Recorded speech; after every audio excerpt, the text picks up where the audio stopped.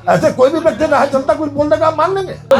क्यों है? डिफेंसिव नहीं है। हम जो बात ऑडियो क्लिपिंग आई उसकी जांच हो रही है, विवेचना हो रही है। आपकी विधायक ने बुलडोजर से वो रिजोर्ट तुड़वा दिया और वो एसआईटी की जांच में नहीं है। और है आप न्यायालय का आदेश पढ़िए, है उसका भी जिक्र बिल्कुल बकायदा न्यायालय के आदेश में है भाई तोड़ा और प्रॉपर।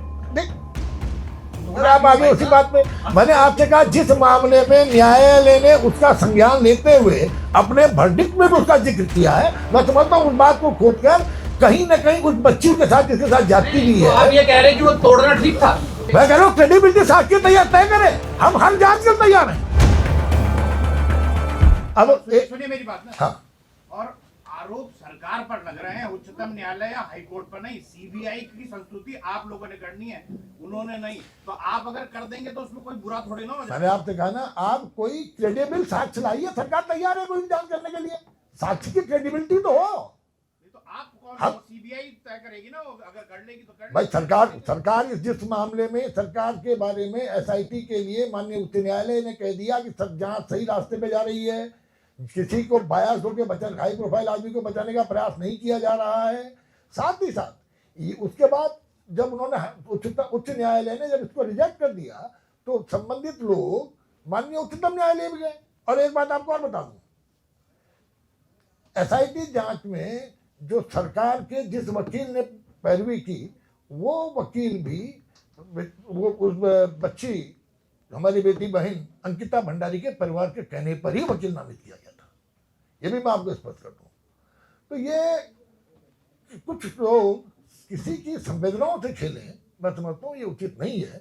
अभी भी सरकार का बहुत स्पष्ट कहना है कि कोई भी क्रेडिबल आप साक्ष्य ले आइए, सरकार हर जांच के लिए तैयार है। मंत्री जी, इसमें जो दो बिंदु हैं जो मैं इस पे डिस्कस बताना चाहता हूँ। जो आप कह रहे हैं कि षड्यंत्र नहीं है, जो जनता के बीच से जो बात आ रही है वीआईपी को लेकर, जो ऑर्डर आया है सत्र न्यायालय से, जो उसका पॉइंट नंबर 67 अगर आप पढ़ेंगे तो उसमें साफ लिखा है कि एक वीआईपी की जिक्र हुआ है। उस पूरे ऑर्डर में वीआईपी का जिक्र है, लेकिन एसआईटी ने उस पूरे मामले में कोई फर्दर जांच नहीं की कि ये वीआईपी कौन था। या दूसरा सवाल ये है कि जो आप ये कह रहे हैं कि ये सवाल राजनीतिक सवाल है, या कोई साक्ष्य लेके आइए।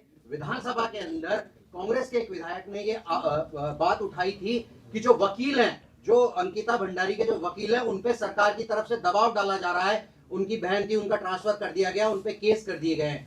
तो ये दो चीजें हैं जो शक पैदा कर रही है। तो क्यों सरकार इनिशिएटिव नहीं लेती कि जो वीआईपी है उसका प्रश्न क्लियर हो जाए ना? सवाल तो सिर्फ वीआईपी मेरे भाई, सवाल वीआईपी मेरे भाई, मैंने आपसे कहा इस प्रश्न को लेकर कुछ लोग जब माननीय उच्च न्यायालय गए, उच्च न्यायालय ने बहुत स्पष्ट कहा किसी हाई प्रोफाइल व्यक्ति को बचाने का प्रयास नहीं किया जा रहा है को, और एसआईटी सही डायरेक्शन पे काम कर रही है।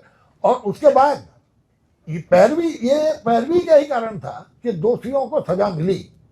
और सीबीआई वाले मामले में जब फिर वो पार्टी उच्चतम न्यायालय गई तो उच्चतम न्यायालय ने भी उनकी याचिका को खारिज कर दिया। मैं अभी भी कह रहा हूं, कोई क्रेडिबल साक्ष्य लाइए, सरकार हर जांच के लिए तैयार है। इसमें जो ये कोई व्यक्ति और एक सेकंड, बर्डन ऑफ प्रूफ सरकार के ऊपर है ना कि आप पे आरोप लग रहे हैं। हम विवेचना कर रहे हैं। देखिए ऑडियो क्लिप क्यों इनिशिएट नहीं कर रहे? सरकार, देखिए मैंने आपसे कहा ना, सरकार ऑडियो क्लिपिंग क्यों है? डिफेंसिव नहीं है। हम जो बात ऑडियो क्लिपिंग आई उसकी जांच हो रही है, विवेचना हो रही है। और जिन एक सेकंड भैया, सरकार का काम हर चीज का नहीं होता, सरकार विवेचना कर रही है जो बात चली है। और हम तो कह रहे हैं जिन लोगों, जो कोई भी व्यक्ति साक्ष्य देना चाहता है हम उसका स्वागत करते हैं, चाहे महिला आना चाहें, चाहे दूसरे जो आना चाहें, और सरकार पूरी सुरक्षा होने देगी, आकर के अपनी क्रेडिबिलिटी साबित करें। ये जो रिकॉर्डिंग है वो साबित नहीं मानते हैं। ये जो रिकॉर्डिंग आई है ये साक्ष्य अरे महाराज, जिनकी रिकॉर्डिंग आई है, मैं जिनकी रिकॉर्डिंग आई है कह तो नहीं है कि भाई देखिए उसी रिकॉर्डिंग में दोनों बात आई है। उसी रिकॉर्डिंग में आत्महत्या की बात भी आई, उसी रिकॉर्डिंग में हत्या की बात भी आई, उसी रिकॉर्डिंग में तमाम तरह की राजनीतिक बातें करने का प्रयास किया गया। इसलिए मैं आपसे कह रहा हूं, सरकार जिन व्यक्तियों की ऑडियो क्लिपिंग है उन्हें पूरी सुरक्षा देने का काम करेगी, आए और अपनी बात को रखें। ये रिकॉर्डिंग साक्ष्य नहीं है सरकार। मंत्री जी सवाल, अनुपम जी एक मिनट, आलोक जी एक मिनट, अनुपम जी सरकार का काम है साख जुटाई इस बात पे। अनुपम सरकार क्या साख जुटाई के मामला सही है गलत है? अरे मैं भाई आपसे कह तो रहा हूं कि जिनकी ऑडियो क्लिपिंग है उनको हम कह रहे हैं आए, सरकार पूरी सुरक्षा देगी, सामने तो आए। सर, 4 हमने मुकदमा भी दर्ज हुआ है, विवेचना भी चल रही है, मना सरकार कहीं भी नहीं हट रही है। चलिए हाँ, अनुपम जी, अनुपम जी, अनुपम जी, मतलब ये कह रहा हूँ, आपने सब बिंदु रखे लीगल पॉइंट से, मामला लीगल से आगे नैतिक और पॉलिटिकल हो गया है। देखिए वीआईपी का जिक्र कहाँ से आया? देखिए मैं सरकार, एक सेकंड अनुपम जी एक सेकंड, मैं सरकार के प्रतिनिधि के तौर पर सरकार का पक्ष रखने आया हूँ। पॉलिटिकल बातें करेंगे हमारे पार्टी के लोग, बताएंगे। नहीं, मैं एक सेकंड मैं आपसे कह रहा हूँ, आप देखिए कोई भी व्यक्ति कोई बयान दे दे, उस बयान के आपकी पार्टी कार्यालय में हो रही है। हाँ ठीक है, मैं पार्टी की सरकार है, पार्टी की सरकार है। हाँ। इसीलिए सवाल ये है, देखिए वो वीआईपी का जिक्र कहाँ से आया था? वीआईपी का जिक्र तो जो बस्ती चले गई, उसी की जो एलेज चैट थे उसी में से आया था, राइट? और ये जब कहा फिर दोबारा जो है नाम किसी सज्जन का जो आया है, दुष्यंत गौतम का, जो आपका प्रभारी भी है। अनुपम जी आप बहुत वरिष्ठ पत्रकार हैं। एक से मैंने सुन लिया, अखबार समझ गया मैं, अखबार का जो बोल रहे हैं, जो लड़की के मुंह से आया। ये भी जो बातचीत आई है, वही आपके एक सस्पेंडेड जो आपके विधायक हैं और उनकी कथित एक दोस्त के बीच की बातचीत से वो सवाल आया है, तो इसलिए मामला उछला। मैं आपको इसीलिए, देखिए मैंने आपसे इसीलिए कहा, मैंने बहुत वरिष्ठ पत्रकार हैं, आप काफी वरिष्ठ पत्रकारगण यहाँ बैठे हैं। एसआईटी ने भी जांच के दौरान कहा कि अगर किसी व्यक्ति के पास कोई भी साक्ष्य है तो आकर एसआईटी के सामने प्रस्तुत करें। एक सेकंड, आप पूरी बात सुन लें। कोई व्यक्ति इस बात को लेकर नहीं आया। अब इस घटना के बाद जब सजा हो गई, सजा होने के बाद ये उसी क्लिपिंग का एक, अगर आपने सुना होगा, ये भी कहा गया है कि आत्महत्या है। तो क्या ये जो हत्यारे हैं जिनको सजा हो चुकी, उनके बचाने का कोई षड्यंत्र नहीं हो सकता? मैं इसीलिए कह रहा हूँ, ये जांच की जा रही है। जांच करने के अलावा उन दोनों व्यक्तियों को बुलाया जा रहा है, उनसे कहा जाए, उनसे मैं आपके माध्यम से सरकार का पक्ष कर रहा हूँ, उन्हें पूरी सुरक्षा दी जाएगी, क्योंकि सरकार का कर्तव्य है अपने संवैधानिक दायित्वों का निर्वहन करने के साथ साथ व्यक्ति की सुरक्षा करना। जिन पे एलिगेशन लगा है उनसे भी सरकार पूछ रही है जी, जिन पे एलिगेशन लगा है, जिनका नाम उछला है, क्या उनसे भी सफाई मांगी गई है? महाराज ऐसा मैंने कह दिया, सरकार की दृष्टि में हर व्यक्ति बराबर है। सवाल ये है, जो एलिगेशन लगा रहे हैं उनको, मैंने कहा ना, उनको बुला करके वो अपनी क्रेडिबिलिटी साबित करें बयान की, उस पर सरकार कोई भी जांच करने को तैयार है। हमें क्रेडिबल साक्ष्य चाहिए। नहीं तो क्या ये जब तक क्रेडिबल साक्ष्य नहीं मिलेगा, ऐसे कोई भी व्यक्ति राह चलता कुछ बोल देगा, आप मान लेंगे?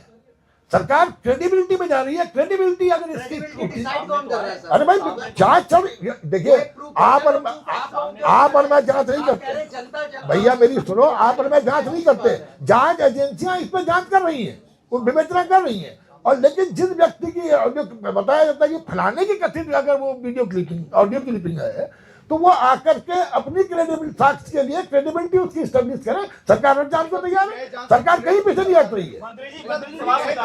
जब आरोप लगे हैं तो गौतम इस्तीफा क्यों नहीं इस्तीफा दे दे? अभी आप में आरोप लगा तो आप इस्तीफा दे देंगे? देखिए मैंने आप, देखिए एक सेकेंड मैंने आपसे कहा, इसीलिए जिस व्यक्ति की ऑडियो क्लिपिंग है उनको पूरी सुरक्षा सरकार देने को तैयार है। आगे अपने पक्ष रखे विवेचना अधिकारी के सामने, कोई इसमें वो नहीं है, किसी तरह का जो नहीं है, किसी तरह का दबाव नहीं है। सरकार पूरी सुरक्षा देने का काम करेगी। अपने जो आपने ऑडियो क्लिपिंग है उसकी क्रेडिबिलिटी आप स्थापित करें, सरकार हम जानते हैं। सप्लीमेंट्री सवाल है वीआईपी का, सप्लीमेंट्री सवाल है, पॉलिटिकल है, नैरेटिव काल्पनिक है। आप ऐसा है, लड़की ने अपने चैट में तो बोला ही है। देखिए आप भी जानते हैं पवार जी कि क्या है। मैंने कहा ना, मैं किसी दल पर आरोप लगाने के लिए नहीं आया हूं, मैं सरकार का पक्ष रखने के लिए आया हूं। सरकार हर जांच के लिए तैयार है, बस साक्ष्य की क्रेडिबिलिटी मैं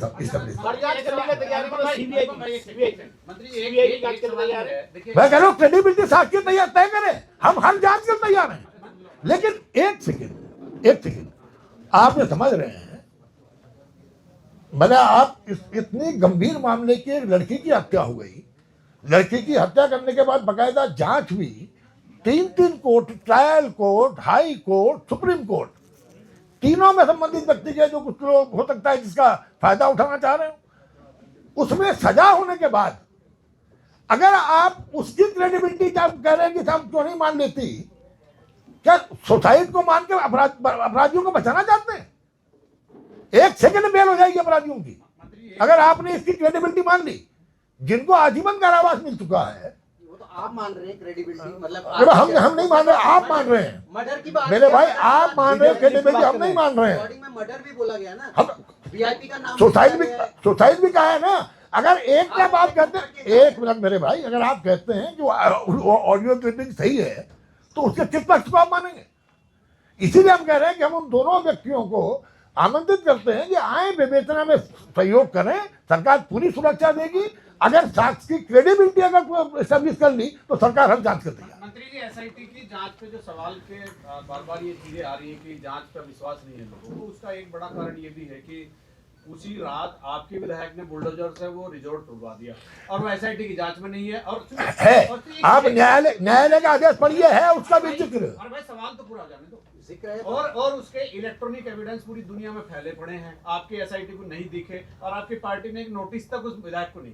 आपको दाती जी, उसका बकायदा न्यायालय के आदेश में जिक्र है और कहा है कोई एविडेंस नहीं मिटाया गया, बिल्कुल बकायदा न्यायालय के आदेश में है। भाई तोड़ा और प्रॉपर आप आगे उसी बात में, मैंने आपसे कहा जिस मामले में न्यायालय ने उसका संज्ञान लेते हुए अपने वर्डिक्ट में भी उसका जिक्र किया है, मैं समझता हूँ उस बात को खोदकर कहीं ना कहीं उस बच्ची के साथ जिसके साथ जाती भी तो है। आप ये कह रहे हैं कि वो तोड़ना ठीक था, उस ऑडियो में भी तोड़ने की बात की है। भाई ऑडियो में एक बात सुनिए ना, मैंने कहा हर मामला न्यायालय में गया।